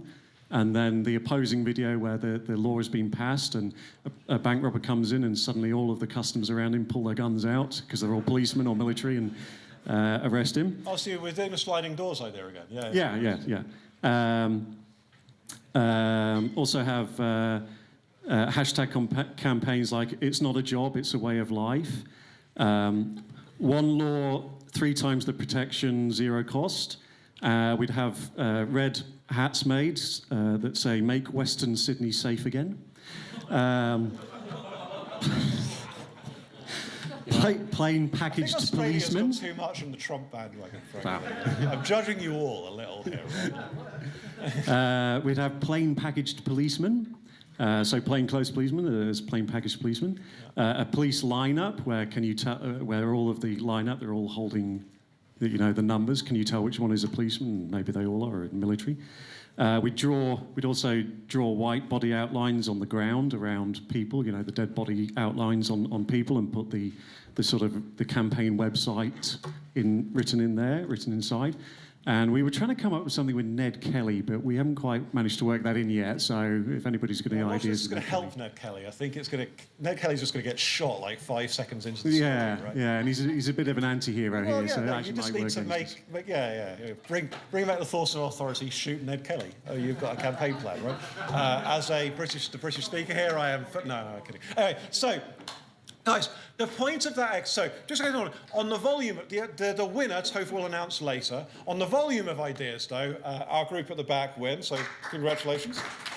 You've won the game as far as our exercise goes today. You may not have won the final game, though. We'll discover that in a minute. So, the point of that exercise is not that all those ideas are going to set the world on fire. It was certainly not that you'd got all the ideas for your campaigns. I think in particular, there were lots and lots of research ideas, lots of headline statistics you could generate, which all of the groups were missing. There's loads more. But look at the creativity that came out of 15 minutes around an entirely new idea with a group of people thrown together by whatever, the sorting mechanism was at this conference, right? Like, you've got loads of ideas, and out of those ideas, you need maybe a good half dozen which can really tell, and you've got a campaign, right? And you can do it on a whole wide range of topics, from quite immediate concerns of a specific community, like the students' idea with the amenity fees, through to ideas for all of Australia, through to ideas for particular regions, through to ideas for particular professions, right? The same concepts work there. You can have that creativity about how you campaign, about how you get across your ideas. The most fun ideas to come up with at sessions like this are always the stunts, which is why it was heavy on stunts. And they are brilliant. And when you do it, if you do it seriously, you'll find the research ideas become a larger part of what you do because they can get a lot of media. But the creativity there's fantastic. And so great work to all of you. That was really, really brilliant. And I think some wonderful ideas coming out. What we'll do, just to bring this to a close, is delivering messages through the media. And what I just wanted to quickly finally talk about, and then I'll wrap up, is a good press release. Because you're going to have these ideas, and you're going to want to get them out there to journalists. You need to know a good press release. However you use it, it's going to be vital. Good press release has a few components, right? Firstly, facts. Most of your press release needs to be giving journalists facts or very simple analysis which could be copied and pasted into an article. Your job here is to make this as easy as it can possibly be for a journalist to write up your story. So most of that press release, all those bullet points, is facts. In this case, facts about how much the Department of Energy and Climate Change was spending on flights. So it's fighting climate change, flying around the world, emitting as it does so, right? That's most of your press. You've got a title, nice snappy title, nice press release. Then you've got your quote. All of your analysis of what you think should go in the quote. This is the biggest mistake I see in press releases being written by free market think tanks, is they write a press release which is full of their opinion. Journalists, unless you are a very major figure, can't write a story about think tank believes this. Or the journalists who can don't have much of a readership, right? Most of your press release is the facts which earn you the story. Then the quote is you taking advantage of that story to get your point across. And a good quote has a few elements. Firstly, the quote includes no facts, right? The quote is purely your opinion about a reasonable reading on those facts. Right? So just put that in so your quote here, in this case it's from me when I was a TPA, is just giving what this means. You know, so despite being one of the departments making air travel more expensive, people paying their own way, Department of Energy and Climate Change spend an astonishing amount of taxpayers' money on flights. If that sentence is all the journalist reports, I'm fine with that, right? That quote is a bit too long, but that quote is much shorter than most think tank quotes that go out there. And it's when I hear people say I get quoted out of context, it's because you're right, you're saying too much, right? Shorten it all down, right? Shorten it down, you have your facts up there, so a journalist can nice and easy copy-paste, edit it together a little, they've got a story. You've got a quote, so they're halfway to filling out the colour of the story already. And you've got simple contact details to get in touch with you. Crucially, that quote, I think a good quote, has a few components to it. It's got a first sentence, which is your straightforward proposition. What you think people should believe when they read this story. Then you've got an explanation. Why a reasonable person, in a sentence, should think that that proposition is correct. So a proposition here is that it's the department making it more expensive for people to fly their own way, but they spent an awful lot of money on flights, right? We then break that open with our explanation. In this case, looks like breathtaking hypocrisy, and extravagance from a department, blah, blah, blah, blah. And then, crucially, your final sentence, or two sentences, each of these can be one or two sentences, recommendation. There's another crucial one. You are not, remember this again, you're not a pundit, right?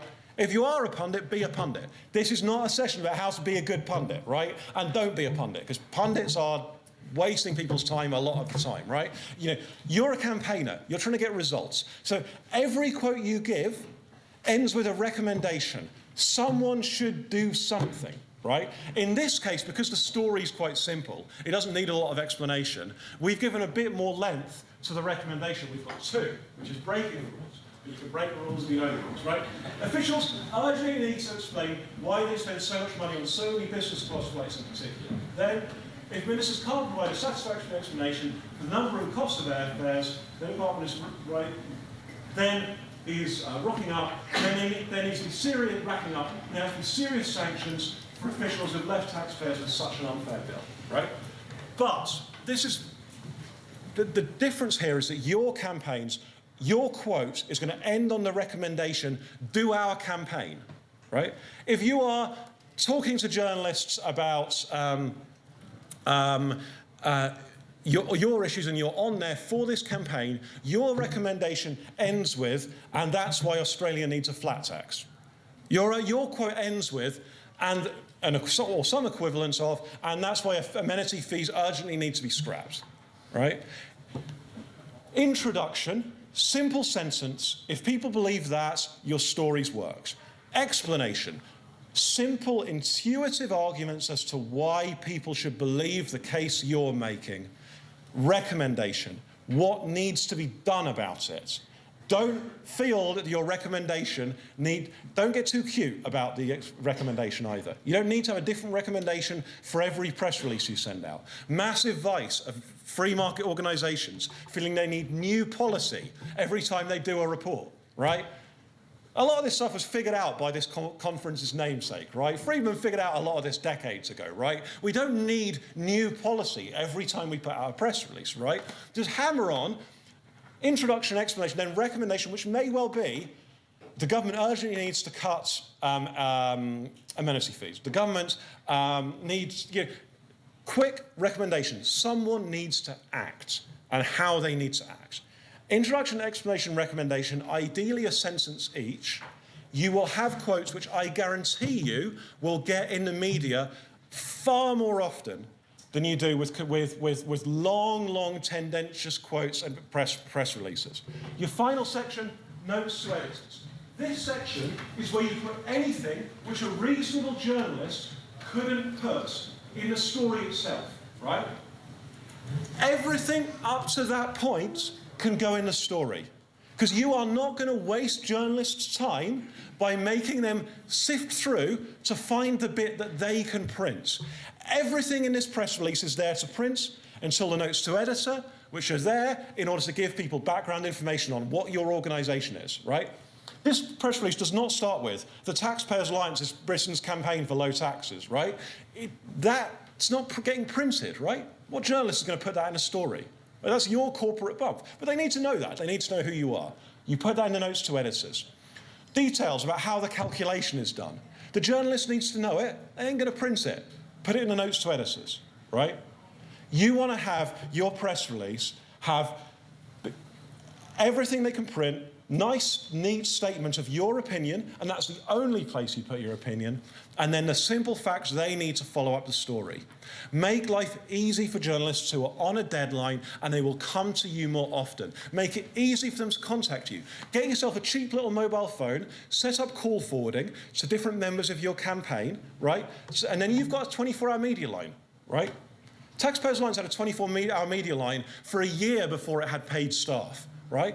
All it is just getting this one little mobile phone, changing the forwarding number, depending, so someone doesn't have to be available 24 hours a day, forward it around, and then you've got a number there that journalists know they can call. They won't actually call at 2 a.m. Well, they rarely call at 2 a.m., right?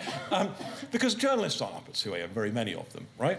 But knowing that they can call you, that you will quickly respond with a quote like that, and they'll call you more often, right? The standard at TPA was that we would respond to media inquiries within 20 minutes. People got fired for taking too long about responding to media inquiries, right? But there are politicos who will take 6 hours to turn around a media quote. There are corporates who will take days to turn around a media quote. If you take 20 minutes, that journalist who's working to a tight deadline, and they're almost always working to tight deadlines, calls you instead. And that allows you, as a scrappy little campaigning organisation, to push your way up to the media hierarchy to the point that you're getting in the press more than cabinet ministers. And believe me, TPA spokespeople get in the press a lot more than cabinet ministers, right? And it's because you make journalists' life easy, you give them punchy but to the point comments, and you're good in interviews because you're trying to make your case. You're not trying to be a bolshy pundit. You're trying to be effective. You're trying to be a campaigner who gets the job done and gets policy change. And when you do that, when you get that first win, scream it from the rooftops, right? Because those policy wins, look, beer tax is not the biggest issue facing liberty in the world, right? Some of you are going to be sitting out there thinking, sure, but what about the big issues, right? But if you can show people a win, if you can start showing value for taxpayers, if you can show people results, then you are justifying them getting involved. You are breaking down those 3 most dangerous words in the English language: nothing ever changes. Anyone who's ever canvassed for a political party will have heard that on the doorstep. Anyone who's ever done like call-ins on the radio, etc., will have heard that being called in. Some version of that, nothing ever changes. If we can start to break that down, we'll get more people who believe what we're involved to get involved, and fewer of them to sit there impotently throwing their remote at the TV, right? Getting people involved, constructively, getting them getting results so they don't turn to dangerous, destructive ideas like secession, right? That will make this movement exciting if you get involved in changing things, right? And I think this is part of the story about how you change things. It's energetic policy campaigns. I know it's worked for organisations. I know it worked for our organisation. I worked with an organisation in Indonesia. A guy here is Guy Rayner, who runs it. He was talking about this kind of press release. He tried it in Indonesia, massively scaled up their media, the results they were getting out of their media work, right? If someone can work these are lessons from London being deployed in Indonesia and getting results, right? This is not. People think they're culturally specific. Oh, these campaigns might work in the US. They don't work in Sydney. People are apathetic here. We'll never get people involved. They just want to hang out on the beach. They don't want to get involved in politics. Everyone has their story about why their country is different and policy campaigns can't work. They can. There's no reason for the liberty movement to feel like all it has to do is shout from the sidelines. We can get results, but if we're going to do that, we need effective, media-relevant campaigns which can get coverage, can reach out to people directly through grassroots, and which have a real strategy to change political decisions. Once you start doing that, you will find your movement grows, strengthens, and becomes just emboldened to take on bigger and bigger challenges and really change the world. And I think that's hugely exciting. And you should be hugely excited to be involved in this kind of work. I cannot recommend, I've moved on, I'm doing grown-up work now, but I just cannot recommend highly enough how much you learn from being involved in policy campaigns, and how much, like, these same lessons I'm talking about here are being picked up by corporates, are being picked up by parties. You will see political parties more and more doing their campaigning through issue campaigns. You'll see political parties running campaigns on issues because they know the old party tribal tags are getting weaker. Issue campaigns mobilize people. The movement needs to learn that, because you can do it better than anyone else, because you aren't out there for votes. You're out there to change things and make that world better and change policy, right? So I just cannot recommend it high enough.